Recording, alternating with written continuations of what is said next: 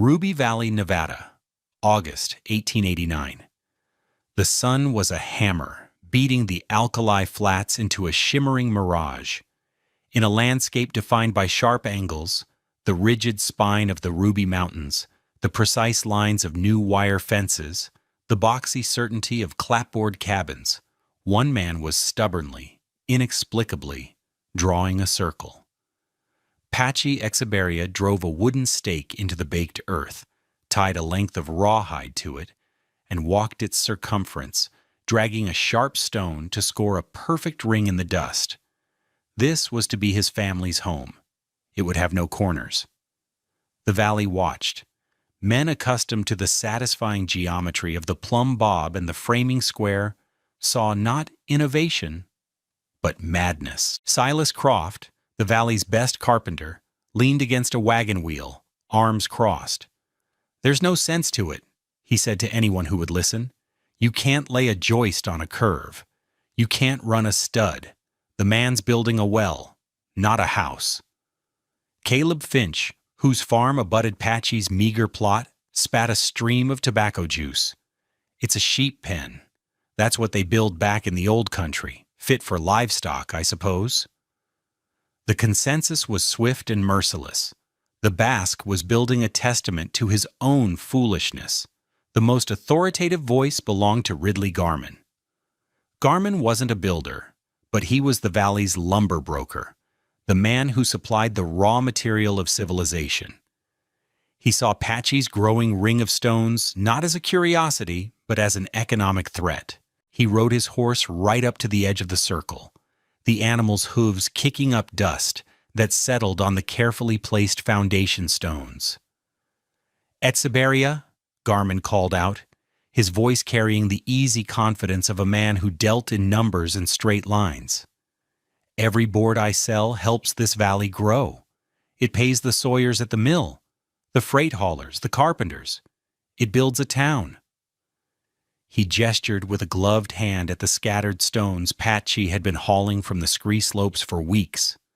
This is a step backward. This doesn't build anything but your own isolation. A house with no lumber is a house that starves the community. Patchy straightened up, his back stiff from bending.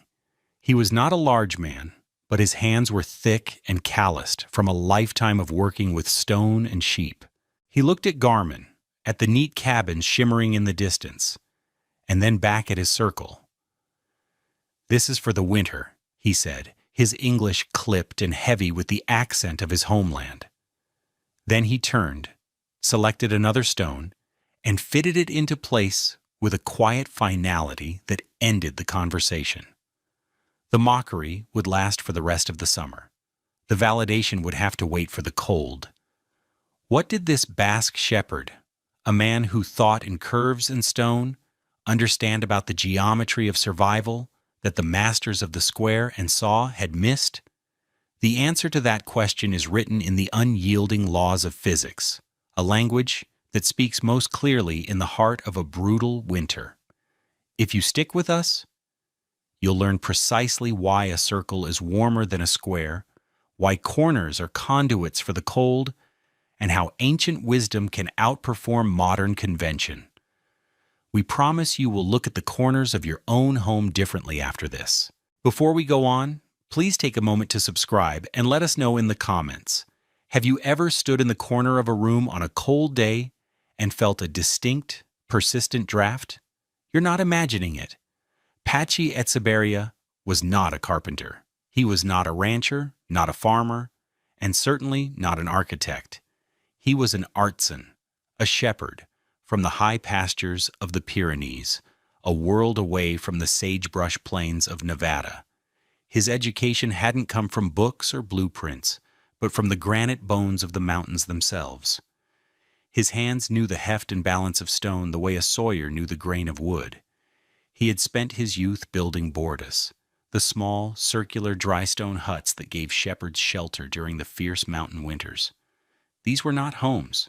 They were survival pods, built to shed wind from any direction and to hold the warmth of a single man and his flock.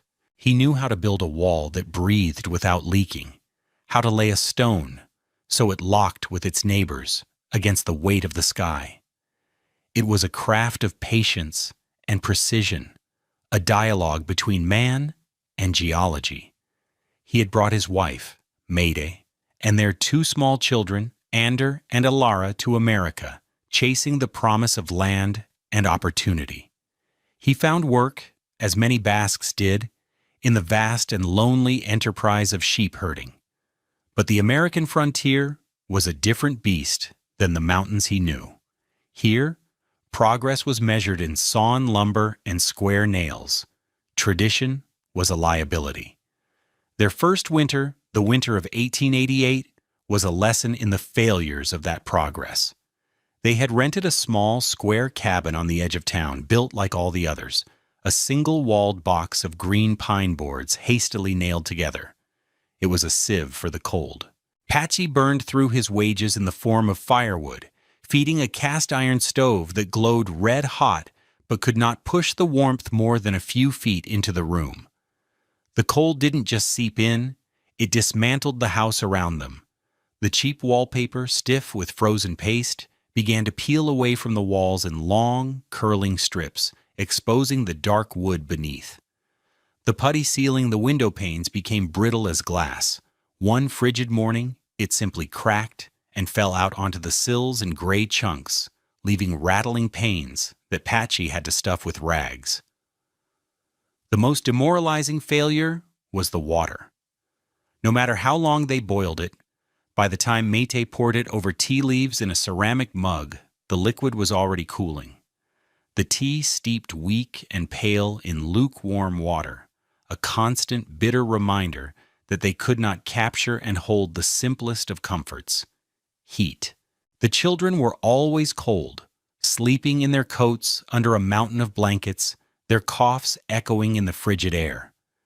Patchy watched his family suffer in a house that was geometrically perfect and thermally useless. He swore he would not face another winter in a box built of sticks. He would build what he knew. He would build a borda. The failure of the conventional frontier cabin was not a mystery of shoddy construction, though much of it was shoddy. It was a failure of design, a fundamental misunderstanding of how heat and cold interact with shape. The problem was the right angle. A standard cabin wall, a single layer of 1-inch pine boards, had an R value of approximately 1. To the physics of heat, this was barely a suggestion to slow down. Heat flowed through the wood via conduction, passing from the warm interior to the frigid exterior with astonishing ease. Every nail, being made of iron, was a miniature thermal bridge, a superhighway for heat to escape. On the coldest mornings, the families in Ruby Valley could see the ghost of their cabin's frame from the outside, a grid of faint, dark lines on the frosted walls where the studs and nails were bleeding warmth into the air. But the true thermal hemorrhage happened at the corners. A flat wall loses heat in one primary direction, straight out. But a corner is the meeting point of two exterior walls. It is exposed to the outside air on two faces, effectively doubling its surface area for heat loss relative to its interior volume. Heat doesn't just move out, it moves out and sideways. In the language of thermodynamics, the corner acts as a cooling fin. It radiates heat away from the structure at a rate that, under certain conditions, can be 4 times greater than that of a flat section of the same wall. The families of Ruby Valley knew this in their bones, if not in theory. They knew the corners were where the frost gathered thickest on the inside walls. It was where milk would freeze first, where bedding felt perpetually damp. They would stuff old clothes and straw into the corners, a futile attempt to insulate the uninsulatable. Ridley Garman profited from this inefficiency. His ledger was a testament to the flawed geometry of the frontier. The colder the winter, the more cords of pine wood he sold. The leaky, square design of the American cabin was the foundation of his business. He was not just selling lumber. He was selling the fuel required to compensate for a design that was fundamentally broken. For Patchy Etzeberria, who had watched his children shiver in the corner of such a room, this was not a sustainable business model. It was a cycle of waste and misery. He would break the cycle by eliminating the source of the problem. He would build a house with no corners at all. The work began in earnest as the summer heat waned. Patchy's tools were simple: a stone hammer, a shovel, his own 2 hands, and a profound understanding of gravity. He did not blast or quarry. He gathered stones from the alluvial fans at the base of the mountains, field stones worn smooth by eons of water and ice. Each one was a puzzle piece. He would lift a stone, turn it over and over in his hands, feeling its weight, its balance, its texture. He was looking for its face, the side that would sit best against its neighbors. He laid 2 concentric circles of these large foundation stones, creating a channel about 22 inches wide. This was the footprint of his wall.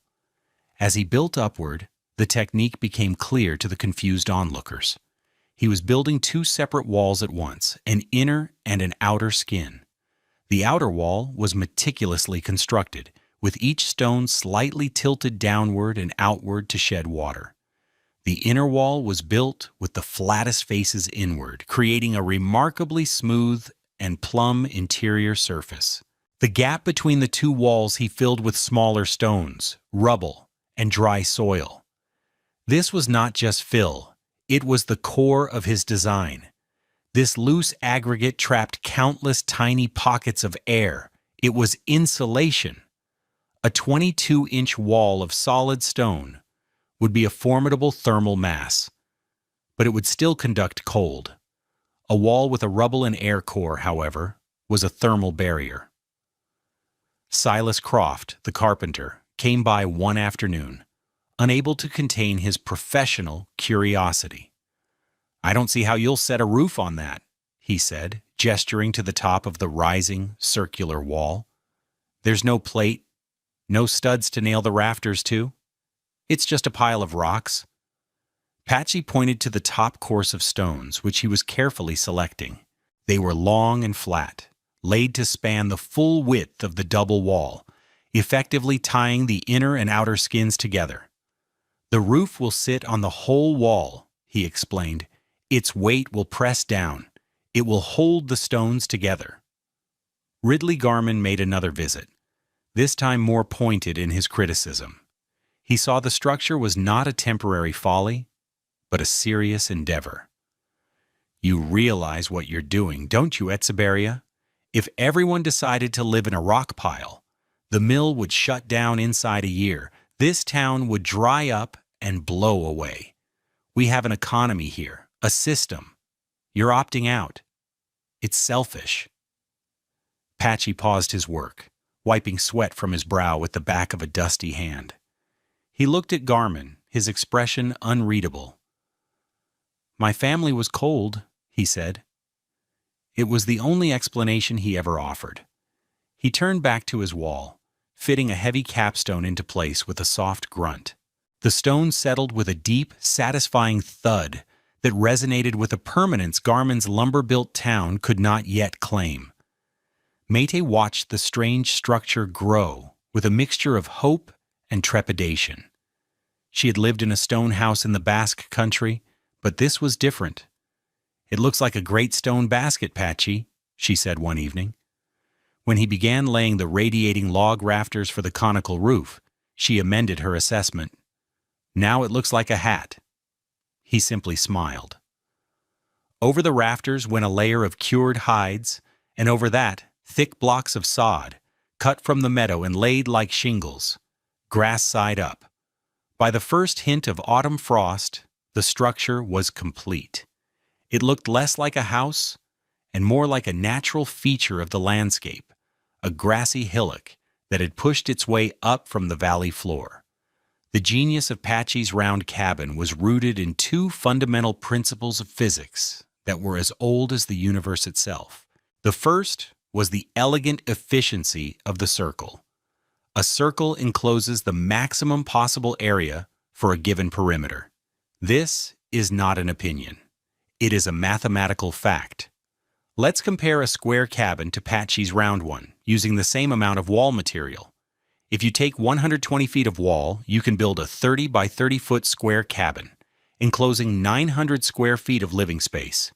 But if you use that same 120 feet of wall to form a circle, that circle will have a diameter of over 38 feet and will enclose more than 1,140 square feet. That's nearly 27% more floor space for the exact same amount of heat-losing exterior wall. Patchy's cabin was smaller, only 30 feet in diameter, but the principle remained. He had minimized his exterior wall length for the space he needed, meaning he had less surface area to defend against the cold. The second, and more critical principle, was the elimination of thermal bridging at the corners. As we've discussed, a corner is a building's weakest point in the fight against cold. It is a place where heat leaches out in multiple directions. Patchy's design had no corners. There was no place for the cold to get a concentrated grip. The wind, which would batter a flat wall and scour a 90-degree angle, simply flowed around the boarda's curved surface. The aerodynamic shape reduced wind pressure and, consequently, the forced infiltration of cold air through tiny gaps. The final element was the sheer thermal mass. The 22-inch stone walls weighed tens of thousands of pounds. This immense mass acted like a thermal battery. During the day, even the weak winter sun would warm the dark stones on the cabin's southern face. Inside, the heat from the small central hearth didn't just warm the air, it soaked into the stone of the inner wall. A conventional cabin's thin walls would lose their heat within an hour of the fire dying down. Patchy's walls, once warmed, would continue to radiate a gentle, even heat back into the living space for hours, long after the fire had been banked to coals for the night. The heat wasn't just present, it was stored. The sod roof, a foot thick, provided its own massive insulating value, with the added benefit that a thick blanket of snow would only increase its effectiveness. The house was not a barrier against the winter, it was a system for managing it. That January, the winter came not as a storm, but as a presence. A vast, high-pressure system settled over the Great Basin, and for 17 days, the sky was a painfully brilliant, cloudless blue. The air was perfectly still, thin, and deadly. The temperature dropped to 22 degrees below zero and stayed there. It was a dry, extractive cold that seemed to pull the warmth out of everything: wood, stone, and flesh. It was the kind of cold that found every flaw. In the town and on the surrounding ranches, the square cabins failed. The cold was so profound it changed the nature of materials. Wood contracted, opening up new cracks around door frames and windows. Nails, colder than the wood they held, became focal points for frost, which grew into thick white blossoms on the interior walls. At the Finch household, Caleb burned through a cord of wood in 4 days. The family lived in a small bubble of warmth around their stove, wearing coats and hats indoors. Beyond that bubble, the cabin was an icebox. Agnes Miller told her husband she could see her breath in every corner of their home. Water froze in buckets just 10 feet from the fire. It was a siege. Inside Patchy's round stone house, life continued with an almost unnerving normalcy. A small, efficient fire of juniper logs burned in the central hearth, the smoke rising straight up through a clever opening at the roof's peak. The 22-inch walls had absorbed the gentle heat, and now they radiated it back into the 30-foot circle. There were no drafts, because there were no corners to create them. The air was still and warm. Maite worked at her sewing, her fingers nimble and sure. The children, Ander and Alara, played on a sheepskin rug on the floor, dressed in simple woolen shirts. The cold was not a presence. It was an abstraction, something that existed on the other side of the stone. The ultimate proof of this alternate reality rested on the simple stone mantelpiece above the hearth. On it sat a pair of beeswax candles Maite had made. In the steady, enveloping warmth of the cabin, the wax was constantly above its softening point. The candles were pliable, almost limp. One afternoon, Maite noticed one had started to bend slightly under its own weight. and she gently straightened it with her fingers. It was a tiny, domestic detail, but it was everything. In Ridley Garman's office in town, a box of identical beeswax candles had become as hard and brittle as glass. When his clerk had tried to lift one that morning, it had snapped cleanly in two with a sharp crack. One house held a world where wax was soft. The rest of the valley lived in a world where it was stone. Ridley Garman was not having a good winter. The relentless cold was bad for business. Transport was difficult, men were reluctant to work, and his lumber, left out in the yard, was becoming so brittle that boards would sometimes split when dropped. On the 17th day of the freeze, he was forced to ride out himself, hauling a sleigh load of salvaged timber. The roof of Silas Croft's new barn extension had collapsed. The trusses, built from green wood that had contracted in the cold, had failed under a load of drifted snow. Garman was cold, angry at the loss, and in no mood for curiosities. He guided his team along the road that passed Patchy Exiberia's property. From a distance, the Basque's home was just a snow-covered mound, almost invisible against the white landscape. As he drew closer, however, he saw something that made him pull his horses to a stop. It was wrong. Every other building in the valley, from the finest house to the meanest shack, was wearing the mark of the cold, a thick, white coating of frost that reached from the foundation sometimes all the way to the eaves. This frost was a perfect visual map of escaping heat, moisture from inside hitting the freezing siding and turning to ice. Patchy's round stone walls were bare. They were dark, gray, and completely free of frost. Garman stared, his mind struggling to process the image. The snow on the sod roof was deep, undisturbed, and powdery, a perfect blanket. No heat was escaping to melt it from below. He could see the faint plume of smoke rising from the center of the roof, but the structure itself seemed inert, a part of the frozen geology. It was not fighting the cold. It seemed to be ignoring it. An involuntary curiosity, stronger than his anger and his shivering, took hold of him. He wrapped the reins and slid off the sleigh. The snow crunched loudly under his boots in the profound silence. He walked up to the curved wall, his breath pluming in the frigid air. He expected to feel a wave of intense cold radiating from the stone. His own clapboard office felt like a sheet of ice to the touch. He reached out and placed his bare palm flat against the wall.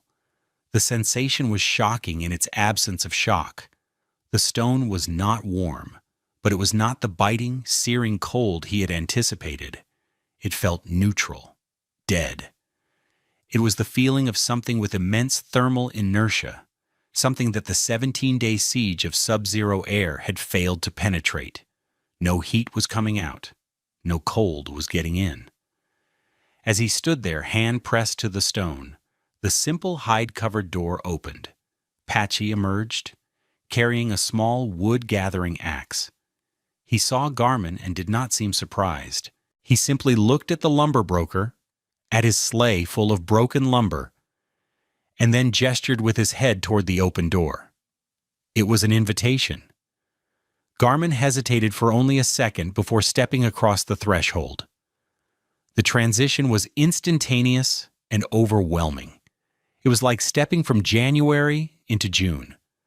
The air that hit his face was not the scorching, dry heat of an overdriven stove, but a soft, enveloping warmth that seemed to rise from the very floor. It was silent. There was no whistle of wind, no rattle of window panes. He saw Mate and the children comfortable and calm. His gaze fell upon the mantelpiece. He saw the two beeswax candles, one of them slightly, noticeably, bent. He walked over to them as if in a trance. He reached out and picked one up. He expected it to be rigid, to snap. Instead, the wax was soft and yielding in his frozen fingers. It was as pliable as warm taffy. He held the candle, feeling its impossible softness, and the full truth of what this structure was, what it did, crashed down on him. All his theories about economics, All his confidence in straight lines and milled lumber evaporated in the gentle, radiant heat. He turned to look at Patchy, who was watching him quietly. Garmin looked at the smooth, continuous curve of the interior wall, a wall with no beginning and no end. "You didn't build a cabin, Etsaberia," Garmin said, his voice hoarse. He held up the soft candle, a piece of evidence that could not be refuted. "You built a cocoon."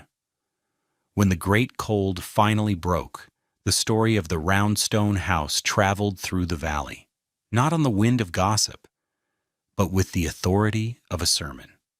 The preacher was Ridley Garmin. He did not recant his mockery. He simply replaced it with facts. He told anyone who would listen about the frost-free walls, the unmelted snow on the roof, and the soft beeswax candles. He, the lumber broker, became the valley's foremost advocate for building with stone. He described the cabin not as an economic threat, but as an answer to a question no one had known how to ask. That spring, when the sheep buyers made their annual pilgrimage to the Ruby Valley to purchase lambs, the story spread. These were practical men who traveled the vast, open country along the Humboldt River, men who understood the brutal realities of a Great Basin winter. They came to see Patchy's borda. They walked around it, put their hands on the stone walls, and stepped inside. Patchy, a man of few words, answered their questions simply, explaining the double wall, the rubble fill, the sod roof. He shared his knowledge as freely as he had gathered his stones. The idea, elegant and effective, took root. It was carried east not as a set of formal blueprints, but as a living principle passed from one practical mind to another. By the time the next lambing season arrived, 3 new round structures stood along the Humboldt, built by ranchers who had chosen the permanence of stone over the convenience of lumber. Patchy's ancient design was beginning its new life on the American frontier. Patchy Etsaberia, the unlettered shepherd, had intuitively engineered a structure that building science would not formally recognize for another century. His 22-inch rubble-filled wall was a primitive but highly effective example of an insulated cavity wall, a design that maximizes R-value by trapping air. His sod roof was a precursor to the modern green roof, leveraging the insulating power of earth and vegetation. His focus on eliminating corners and minimizing surface area was a perfect, practical application of the principles that now guide the construction of ultra-efficient passive houses. He built without a single calculation on paper, using only the accumulated wisdom of his ancestors and the irrefutable evidence of a cold winter. A house with no corners gives the cold no place to bite. This was the central theme of Patchy's creation. The frontier mind, the American mind, was obsessed with the right angle. It was a symbol of order, of man's dominion over the ragged chaos of nature. Men imposed square fields on a rolling landscape, built grid-like towns in winding valleys, and constructed homes that were rigid boxes of defiance. But the forces of nature, the wind, the water, the cold, do not operate on right angles. They flow, they curve, they seek the path of least resistance. A corner is not defiance. It is a point of weakness, an invitation for attack. Patchy had built a house that understood this. His home did not fight the wind. It parted it. It did not block the cold. It absorbed and held the warmth it contained. It was a lesson written in stone. Survival is not always achieved through confrontation, but through a deeper understanding of the forces one seeks to withstand. He had built a shape that the winter did not know how to break. Thank you for joining us on this journey back to the Ruby Valley. We hope the story of Patchy Etsaberia has given you a new appreciation for the hidden wisdom in old traditions. If you found this story valuable, please like this video and subscribe to our channel for more tales of frontier ingenuity. We'd love to hear your thoughts in the comments. What other old-world building techniques do you think could solve modern problems? Disclaimer: This video presents historically inspired reconstructions for educational and storytelling purposes. The characters, names, and specific events depicted are fictional, but the building techniques and scientific principles are based on real historical practices. Any application of these or similar techniques today should be done in accordance with modern building codes, safety guidelines, and professional consultation. This content does not constitute professional, technical, or legal advice.